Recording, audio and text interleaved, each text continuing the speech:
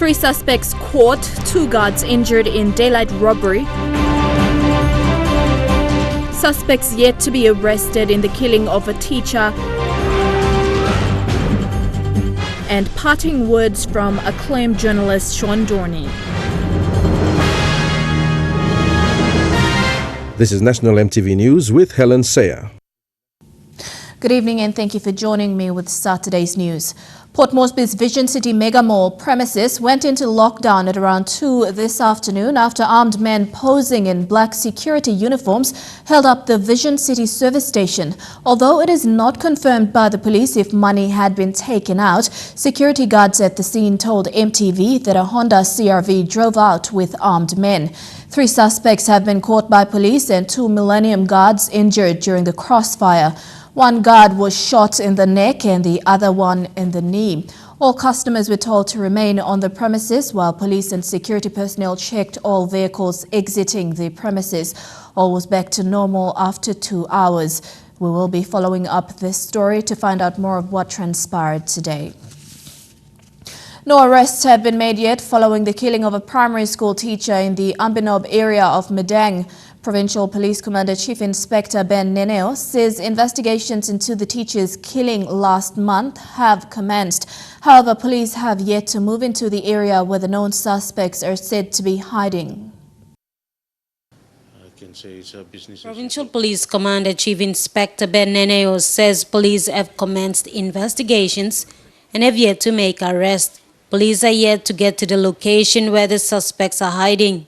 It is still considered risky and dangerous. But we have not actually moved into that area where the known suspects are, because it's quite risky. So what I have advised and directed my men is to work on information, and based on that information that is coming is reliable. We will act on that. Neneo has directed his men to gather reliable information beforehand and will act on that. We are mindful of that, so we are treating this very carefully. For now, the situation in Madang has returned to normal, with police maintaining control and monitoring the town area to make sure there are no disturbances. Meanwhile, the Provincial Police Commander wants to work with all stakeholders, the community and the provincial government to address law and order in Madang. Chief Inspector Ben Neneo says law and order is everyone's business and not just police. Thus, it is vital that all parties work together in making sure Madang becomes safe again, saying safety is paramount. Martha Louise, National EMTV News, Madang. Bidding farewell at the Jackson's International Airport, acclaimed foreign correspondent Sean Dorney shared his final experience before departing for Australia. Dorney also gave insights on the role of the media in PNG and a piece of advice to journalists in the country he loved and served as a foreign correspondent for decades. Sean Dorney has reported on Papua New Guinea and the Pacific as an ABC correspondent for 4 decades, was awarded an MBE in 1990 by then Prime Minister Sir Rabi Namalu, is now living with motor neuron disease, which is severely limiting the movement of his limbs. But despite restricted movement, there's no slowing down his passion for PNG and the Pacific, foreign affairs and journalism. The ABC has decided to come with me for one last trip back to Manus, to my wife's village on Manus, the village of Tulu, and we had 3 days. The whole film crew was there for 3 days. We had a terrific time.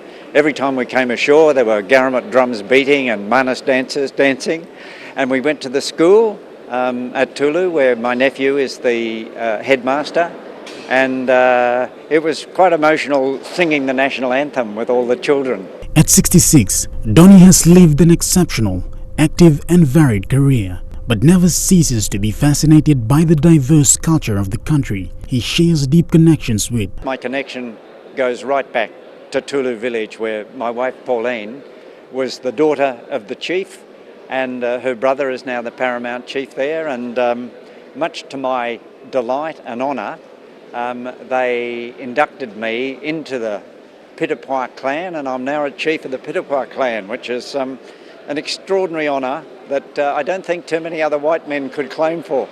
Dorney retired from ABC and Radio Australia after decades as a respected correspondent, during which he wrote the history of PNG and won a Walkley Award for his reporting. He had this to say after observing the World Media Freedom Day that fell on Thursday. It's never easy in a country like this for the media, but one of the things that I've most appreciated about Papua New Guinea over the years is the strength of the local media, and one of the things that has developed since I left here as the correspondent in '99 is that there are now more television stations, there are more radio stations, there are more newsrooms.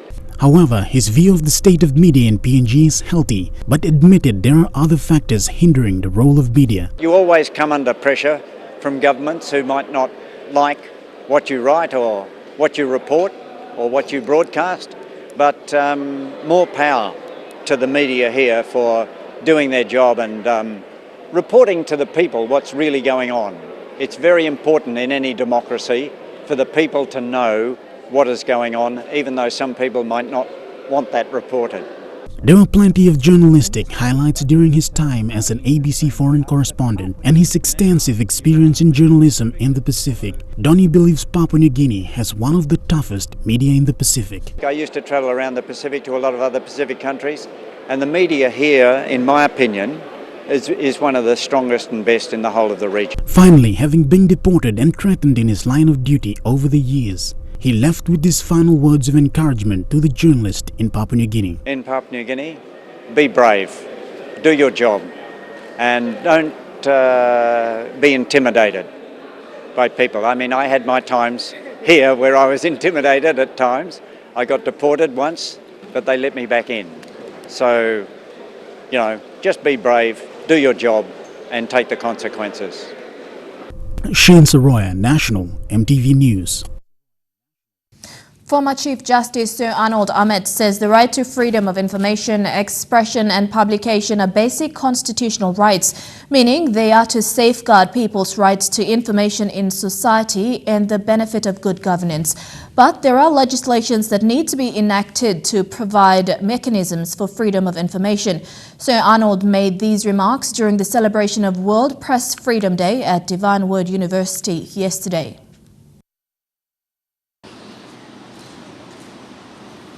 Students from the Faculty of Arts at Divine Word University in Madang yesterday commemorate the World Press Freedom Day.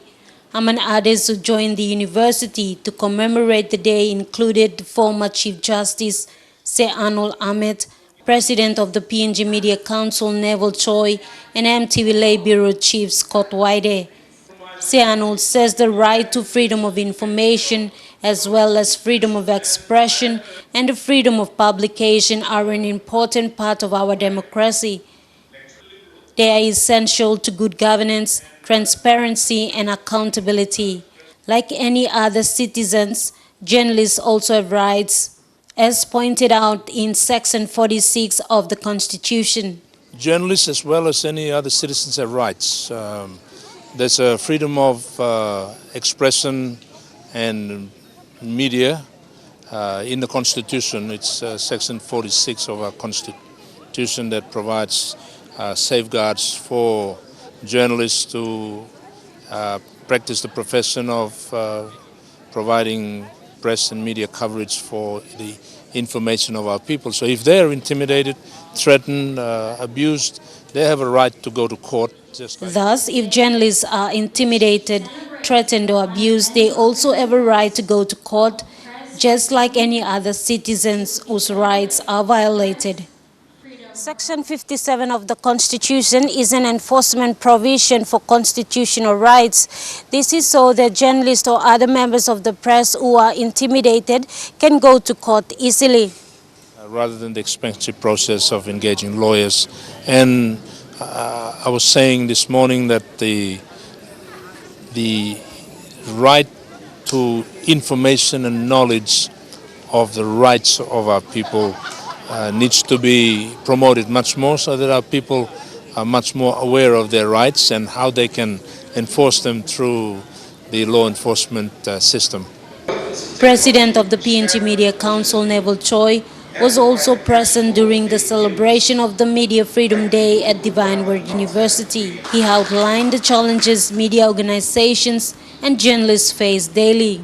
So a day that the words media and freedom come together to remind us of the importance of having a vibrant, robust, but yet intelligent and nurturing media industry. These are two simple words with very powerful meanings. I say this because there are many journalists and media practitioners around the world who do not have the freedom to report the truth the way that they are supposed to. MTV's Lay Bureau Chief Scott White, who was also present, gave an insight into the use of social media and how it has a greater impact on the wider audience. White also outlined how mainstream media can use different social media platforms to reach mass audience. Community journalism represents a shift in the balance of power because there is no monopoly on news anymore. It represents a shift in the public attitudes because people demand more accurate news, faster delivery. Masa Luis, National MTV News, Medang. You're watching National MTV News. We go for our first break now, but when we come back, we'll have more of the day's other stories. Stay tuned.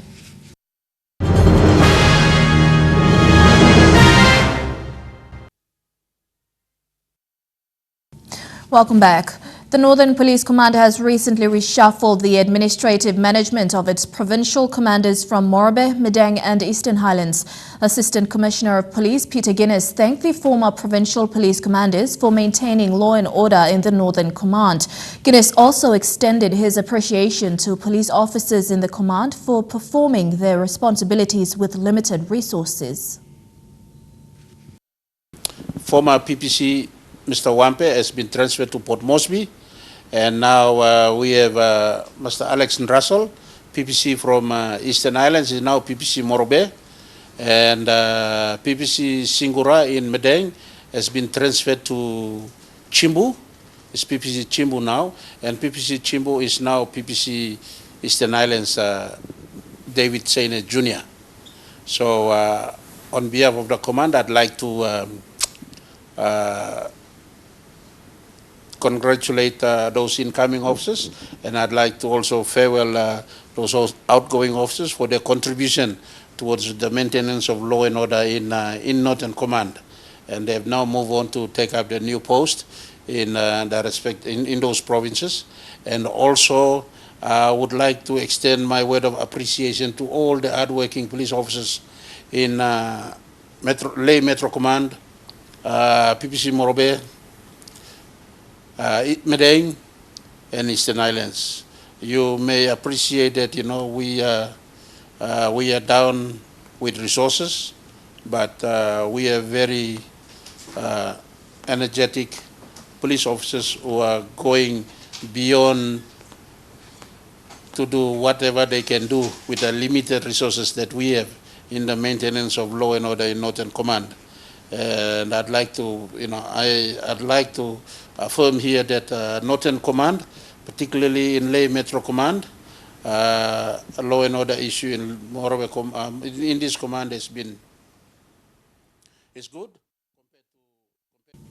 The resumption of classes for students at the Huonville Primary School in Lay may be delayed for another week, according to head teacher Willie Villakiva. This is because the construction of 13 new makeshift classrooms has been slow after authorities condemned the current buildings. More funding and building materials are needed to fast-track the construction. These classrooms are expected to be completed by next week. However, lack of funding has delayed the progress. Huonville's head teacher Willie Villakiva said the only assistance received so far has been from parents and a few business houses donating building materials.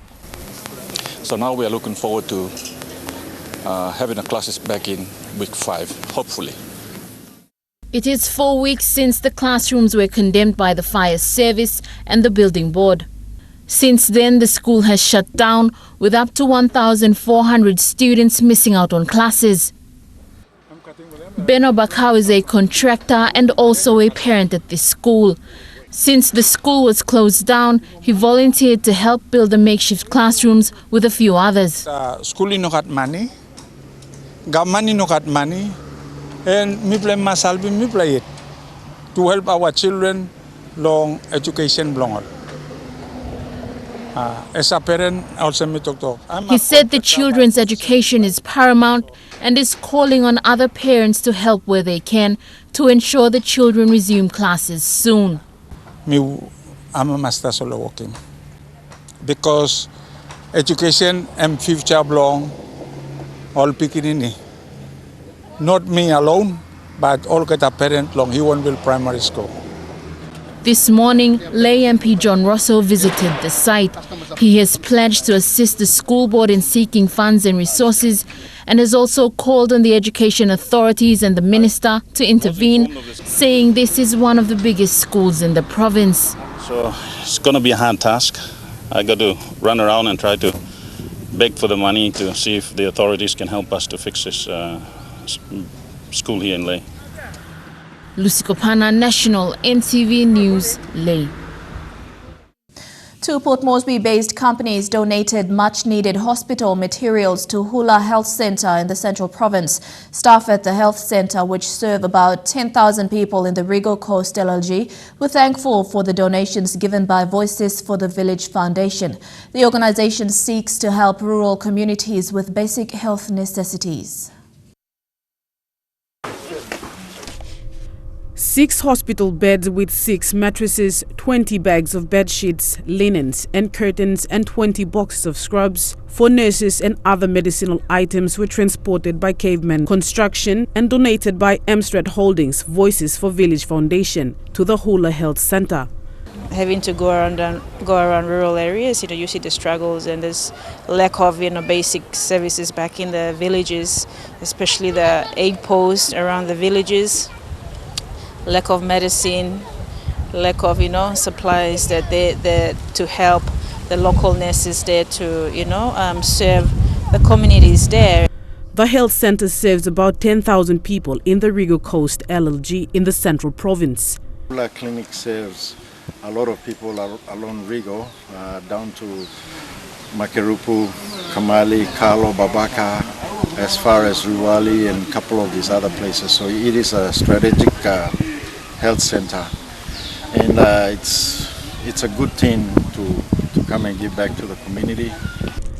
Despite lack of support from the government, the health center relies on the little they have and from kind donations such as this one. It's very difficult for me to manage or to look after the health facilities due to financial constraint.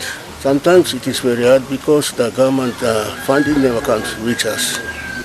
Therefore, donation like this, it's a blessing from God. Staffing is also an issue at this health facility with only 7 people serving the outpatient, midwifery and the well baby clinics. I have 4 male staff and there are 3 women in this health center. We should have more, but according to the staff applying in, we did not get any new staff yet. Stacey Yallo, National EMTV News. Students of Marinville Secondary School outside Port Moresby hosted a cultural show with a variety. Unlike previous years where students displayed cultural dances from around PNG, this year students displayed cultures of other countries as well.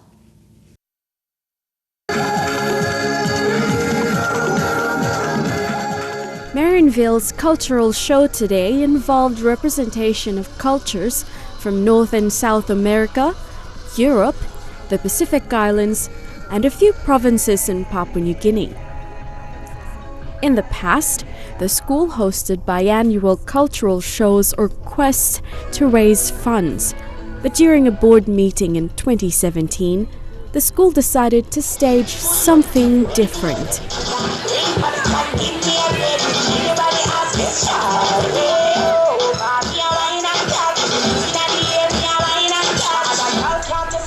Monica Kianga, the school's acting principal, explained that the show took 2 terms of preparation, and she was happy at the turnout today. The students pick a country and they pick a province in Papua New Guinea. They research the custom, the dances or whatever is to do with them, and they present it. It is good for the students because they're learning something at the same time presenting something there. I feel it is good for their learning in overall. Marionville Secondary School is an all-girls school established in the 1960s. It has educated over 100,000 women since its establishment. Traditionally, former students are invited to be guest speakers during the school's fundraising event. This is to empower current students to remain focused on their studies and make better choices later in life. As a former student from Marionville, I learned so much at a very young age. I learned respect, I learned humility, I learned how to be a leader, so it wasn't hard. I learned many things from here. Melissa Gaviro, National EMTV News.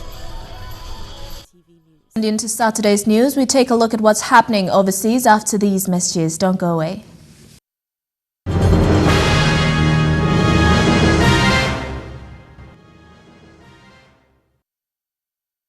Welcome back to the news. Turning overseas, hundreds of people have been forced to evacuate their homes due to volcanic eruptions and earthquakes. Several large quakes, one measuring 6.9 magnitude, have struck Hawaii's Big Island in the past 24 hours. They centered in the same area where Mount Kilauea volcano has been spewing ash and lava. Volcanic vents have opened up in nearby subdivisions, destroying some homes and leaving the air too dangerous to breathe. Tonight, fountains of lava engulfing neighborhoods on Hawaii's Big Island after multiple new eruptions from the Kilauea volcano. Flames and lava shooting 100 feet in the air, forcing at least 1,800 people from their homes with just minutes to spare. We could hear the lava exploding right from the house. And so, is the house going to still be there when we go back over there? The actual volcano crater miles away from the vents in the ground where the eruptions are exploding. My house is on stilts, so the whole house actually shook. Officials say at least 2 homes have been destroyed. Witnesses comparing the sound of the eruption to a jet engine. We were half a block away from where it was happening, but you could definitely feel the heat, you could feel the power of the eruption. A line of lava spewing from a crack in the earth, spilling out onto the streets. Plumes of thick pink smoke rising high above the island. The smell of toxic sulfur dioxide and burning trees hanging in the air. Officials say the air quality is an immediate threat to life, the governor declaring a state of emergency. It is a difficult thing to watch. The lava flow is unpredictable, not exactly certain what course it will take. Thursday's eruption came hours after a 5.0 earthquake jolted the Big Island. On Monday, one of the craters collapsed, triggering at least 600 smaller quakes. To the U.S., Donald Trump has warned Americans their rights to own guns are, quote, under siege, but he's vowing to protect them. He made the statement during a meeting at the powerful National Rifle Association in Texas. It's a stunning turnaround from the promises he made following the mass shooting in Florida on Valentine's Day. There's Donald J. Trump. Traveling to the NRA's convention is becoming an annual pilgrimage for President Trump. But recent mass shootings have put the organization on the back foot. Though today, the president remains staunch in his defense of them and their right constitutionally to own a gun. Your Second Amendment rights are under siege, but they will never, ever be under siege as long as I'm your president. But after the shooting of 17 students and teachers at the school in Parkland, Florida on Valentine's Day, the mood has changed, with young people around the country keeping gun control at the forefront of the debate. My daughter has no voice. She was murdered last week.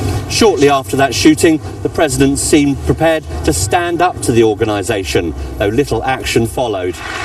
So let's talk about guns, shall we?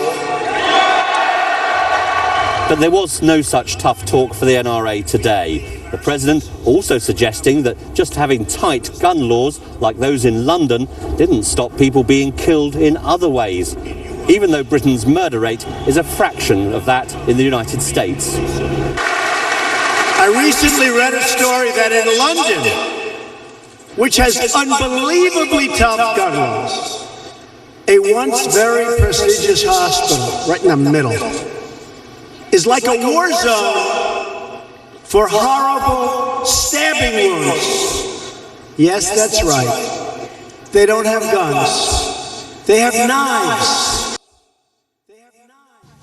A Florida woman who pleaded guilty to stealing a newborn baby 20 years ago has apologized to the girl's parents. Gloria Williams is facing more than 20 years behind bars after she abducted the girl from a hospital and raised her as her own. Woman who kidnapped a baby 20 years ago for the first time today giving her account of what happened in that Florida hospital. My intent was not to take a baby. It wasn't. Gloria Williams claims she was in an abusive relationship, depressed after a miscarriage when she walked out of that maternity ward with Kamaya Mobley. And I was going to get caught. I knew it. That secret would catch up with Williams nearly 2 decades later. Kamaya told us last year she still loved Williams. She loved me for 18 years. Prosecutors today arguing the abduction was a selfish act. You forever stole those precious memories from the people that gave birth to that child? Yes. Williams today asking forgiveness from those parents. I did hurt you. And for that, I'm so sorry. Then turning to the young woman who still calls her mom. I never meant to hurt you. I never meant to cause you any harm, any pain, any of that. For the first time in almost 70 years, the Nobel Peace Prize for Literature won't be given out. That's because the Swedish Academy that awards the prize has been engulfed in a sexual assault scandal. Churchill, Steinbeck, Dylan. For more than a century, the Nobel Literature Prize has been amongst the most prestigious awards for authors from around the world. But the institution that hands out the Literature Award, the Swedish Academy, has been in turmoil for months.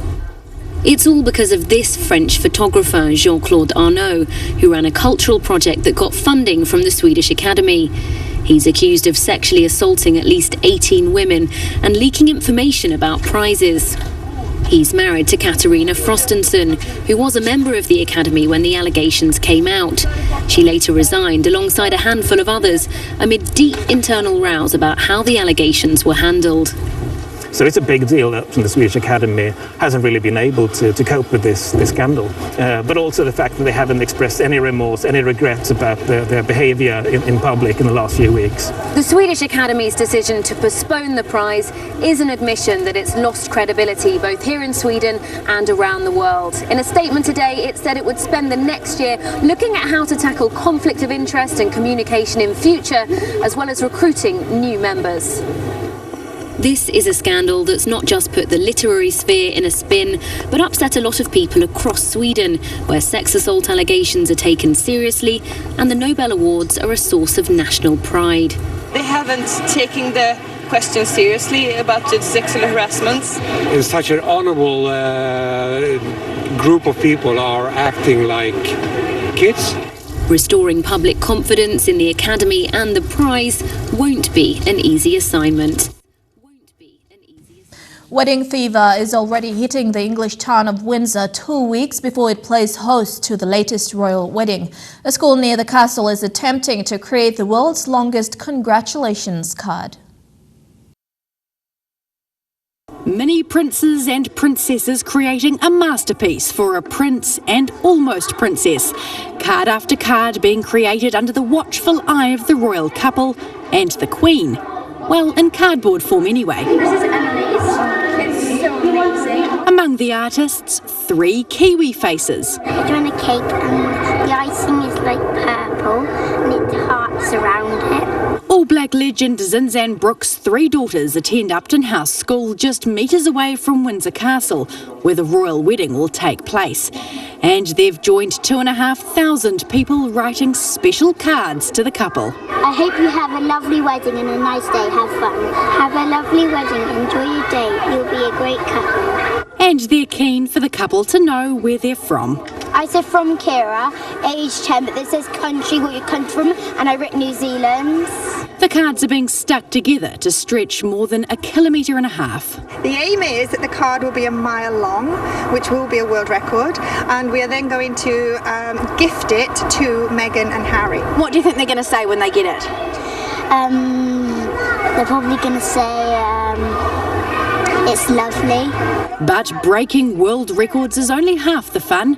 Like many British over the coming weeks, the school held a royal-themed party. You can sense the excitement, so we can see already people arriving from all over the world, and obviously the Commonwealth, and it's just been lovely to see Windsor come alive. I hope you have a magical wedding and a lovely day. I'm so excited for you. A message the couple is set to receive in a record-breaking concertinaed card within the next fortnight. This is National EMTV News. We'll look at Trukai Sports coming up next.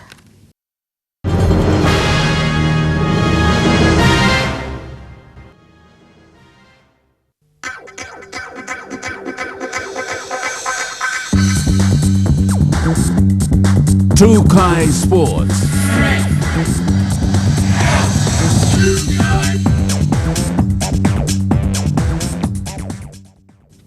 Welcome to Trukai Sports. President of AFL PNG, Douglas Lai, has congratulated the PNG Mosquitoes for making the finals of the team category in the SP Sports Awards. The finalists of the SP Sports Awards were announced yesterday. The PNG Mosquitoes are up against the Hunters and the PNG national cricket side, the Under-19 Garamuts. It's really great honor for PNG Mosquitoes to be nominated. We've taken out one Sports of the Year award already, and we hope it will come again. Look, sports has really improved around the city here in PNG basically, and with PNG Garamuts and cricket and soccer and rugby, everyone's gone to greater heights now. And awards like this definitely will be a moral booster for each individual code. For the PNG Mosquitoes, it's gonna. If we get it again, then it's a big step forward for us to prepare for our next international cup. So yeah, hope we have a good chance on retaining that sports award, best team of the year, I should say. Sunshine Coast Falcons winger and former SP Hunter Justin Olam is set to make his NRL debut tomorrow. Olam will be running out in the Melbourne Storm jersey when they take on the St. George Illawarra Dragons. Olam played with the Hunters in 2016 before he was offered a contract to join the Melbourne Storms. Since then, Olam played with the Sunshine Coast Falcons in the Queensland Interest Super Cup and has now been given the opportunity to make his first grade appearance. And to football, and NCD school soccer went through round 2 of competition today. The competition is spread out in a number of venues for various divisions. Bistini Football Ground played host to the Under-18 division, where EMTV Sports captured the game between Jubilee Secondary and Paradise High School. Paradise and Jubilee proved to be teams to be reckoned with today as they met in this round of competition. The first half was trying for both sides, and both sides could not seem to get the ball past the keepers. The second half was even tougher as all defenses went up. Paradise added pressure on the defense, but their clean break came when they were given 2 free kicks. Unfortunately, both did not land in the nets as well. The game ended at 0-0. Meanwhile, Waigani and New Erima Primary School drew at 1 point. And speaking of the competition, NCD School Soccer Secretary John Agovai says there is a national and 2 international tournaments coming up. PNG Football Association sanctioned national championships for the Under-17 division. For the southern region, we have Port Moresby Soccer Association co-hosting the event with School Soccer Port Moresby. So that will be in June. for a week. We have the competition taking place here at the same time in Ley takes place for the northern teams out over there. That's an organized trip by School Soccer Port Moresby for under 16 and 18 boys and girls to travel down to Canberra in July for a week-long tournament that is the Kanga Cup in Canberra, and that's the biggest tournament of the school's southern hemisphere. And then in September, then we have John Bombay Cup in Cairns, where our under 10s, 12s and 14s will be going down there. With fundraisings already planned out, Agavai also appealed to interested sponsors to assist. We really need support to fundraise the gala dinner that is going to be on the 9th of June at Grand Palace Gardens. The tickets are going for 300 kina, 3,000 for a table, and that would, if people could come and buy the tables for us, then the whole idea is to fund the trips, the overseas trips for our players, and so we hope that interested corporate clients and parents who are out of there can be able to assist the kids and get the tables paid off, so we can raise money to get the kids going down there. Dinero Strico, National EMTV Sports. You're watching Trukai Sports. We'll be back with more after the break.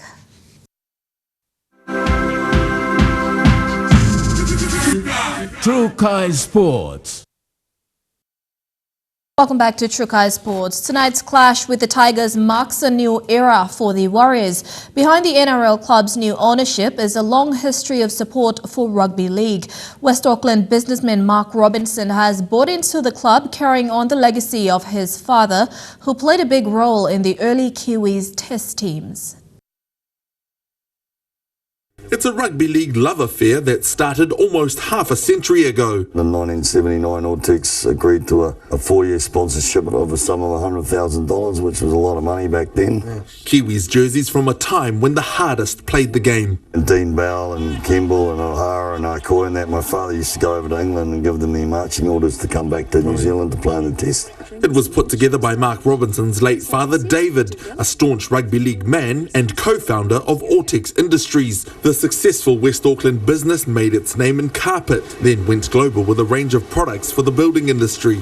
Mark runs the show now. The new Warriors co-owner certainly looks the part, but he's more than just a high roller. My father always said it's not about how much money you make, it's how many families you employ. The Ortex family now has 3 generations involved, including Mark's twin daughters, Danielle and Michelle. He's very selfless, so he's all about the people, so he cares about everybody, just wants everyone to strive for the best. Especially at grassroots level, Mark became a driving force behind the success of the Point Chef Pirates after a beer and a handshake with Stacey Jones. He goes, the other night you promised that you'd sponsor us 30 grand. And I said, oh, well, man of my word, if that's what I said, that's what I said. Money that also paid to house Warriors rookies recruited from outside Auckland. But how does he plan to make an impact at NRL level? Get a good culture like I have at this business where there's no hierarchies here. It's just people have to get on and do it together. There are plenty of other pieces to add and no doubt plenty of challenges along the way. But Mark says it'll all be worth it. Every day you can get a piece of that, especially a good one. And you got a good one? Yeah, I think we got a good one, yeah. Because we've got New Zealand, behind it. A nation that'll be watching tonight to see Game 1 of this new era. To Super Rugby late last night, the Crusaders hammered the Rebels 55-10 in Melbourne. Even after a long 9 weeks out, Richie Mo'unga was quick to get back in the groove. And over the top out to Tamani Noli. He caught the napping. This long ball, clearly the start of a tough night for the Rebels, especially when hooker Andrew Makaleo bulldozed over in the same corner. And now Makaleo crashes over Koropetti, and they're in again. Despite the great start for the Crusaders, the remainder of the first half was anything but. A cruel bounce of the ball led to a soft try to the Rebels, followed by 2 dubious yellow cards to Matt Todd and David Havili. Clearly a tackle on the wrong side, following a line break. And for the Crusaders. With only a narrow 13-10 lead at the break, you just wonder what was said in the halftime chat, with the visitors coming out and scoring 42 unanswered points. And charging on in his jacket, here it is, over for the Crusaders. Tamani Valu then looking like a man playing among schoolboys. The Rebels defenders had no answer to the pace and power of the Fijian. Tamani Valu's 60-metre dash, where he bumped off 3 would-be tacklers, was certainly the highlight of the night, followed by the successful return of Moanga. Myself coming back, there's a few nerves, and it's just great to be playing again, and this is what it's all about. The Canterbury men running hot in the second half to ensure that the Kiwi dominance over the Aussie teams extended to 37 straight wins. Here's hoping the Blues can keep that record intact later tonight before the Crusaders take on the Waratahs next weekend. And to rugby back home, 11 junior teams competed in round 2 matches of the NCD Rugby Union competition. The final game of the day was between Borderline Pirates and Tokarara FC. It was a slow start to the game in the men's junior division between Tokarara FC and Borderline Pirates. The game got tough towards the remaining minutes of the first half.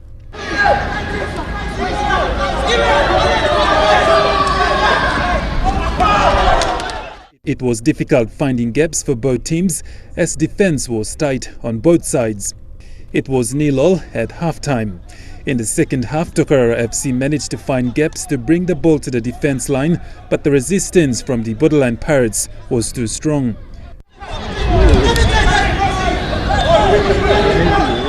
With a few minutes left on the clock, a lucky penalty against the Pirates gave Tokarara a penalty kick. In the end, Tokarara sealed the game with 3 points to 0.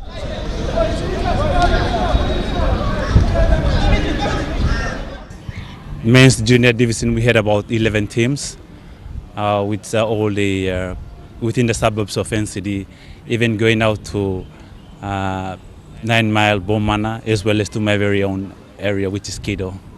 The last match was between Border Pirates and Tokarara, which was a very, very tight game. Both sides, within the remaining 20 minutes, they gave each other scoreless until luckily Tokarara FC there was a penalty goal which they converted and going out as victors for the main junior division game. Godwin Eki, National MTV Sports. And that ends Shukai Sports. Up next, the weather details for the next 24 hours. Shukai Sports.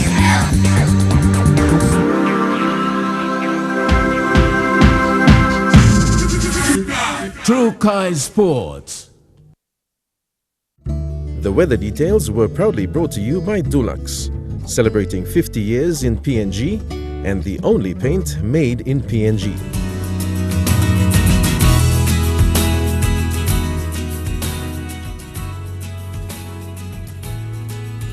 Looking at the weather forecast for tonight and tomorrow in the southern region. All across the region, mostly fine weather. In the Mamasa region, fine in Lae, cloudy in Madang and Wau, and in Wewak and Vanimo, shower or 2. In the New Guinea Islands region, a shower or 2 in all centers. And in the Highlands region, cloudy periods all throughout the region. Forecast for small ships for the next 24 hours. Strong wind warning are in force for all coastal waters of southern PNG Indonesian border through Torres Strait and Daru to Kiwai Island to Kerema, Yule Island, including eastern and western Milne Bay Islands and Samarai Island to Cape Fogel, Finchhafen through Vitiaz and Dampier Straits, CRC Islands to Long Island and West New Britain. Waters of southern PNG Indonesian border through Torres Strait and Daru to Kiwai Island, seas of 2.5 to 3 meters. Waters of Finchhafen through Vitiaz and Dampier Straits to CRC Islands, Long Island and waters of West New Britain, seas of 2 to 3 meters. Waters of Kiwai Island to Kerema, Yule Island to Hood Point to Samarai Island, with waters with waters of eastern and western Milne Bay Islands, waters of Samari Island to Cape Vogel to Finschhafen, and waters of Manus and its western group of islands, seas of 1.5 to 2.5 meters. Waters of Manus and its western group of islands, seas of 1.5 to 2 meters, and waters of West New Britain, seas of 0.5 to 1.2 meters.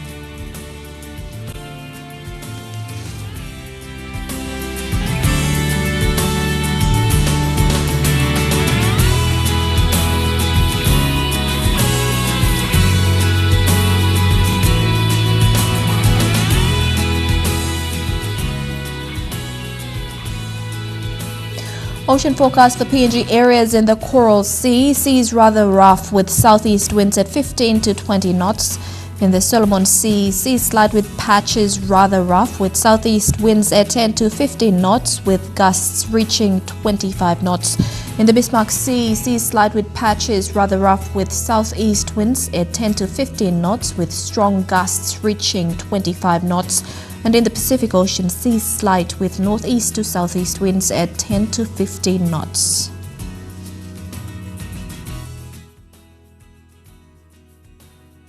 The weather details were proudly brought to you by Dulux, celebrating 50 years in PNG and the only paint made in PNG. And before we go, here's a look at our main stories again. 3 suspects caught and 2 security guards injured in robbery at Vision City Mega Mall. No arrests yet for killing of teacher in Medang, and parting words from acclaimed journalist Sean Dorney. And that's the news, sports and weather for today, Saturday, the 5th of May. On behalf of the entire EMTV news team, pleasant viewing for the rest of the evening and good night.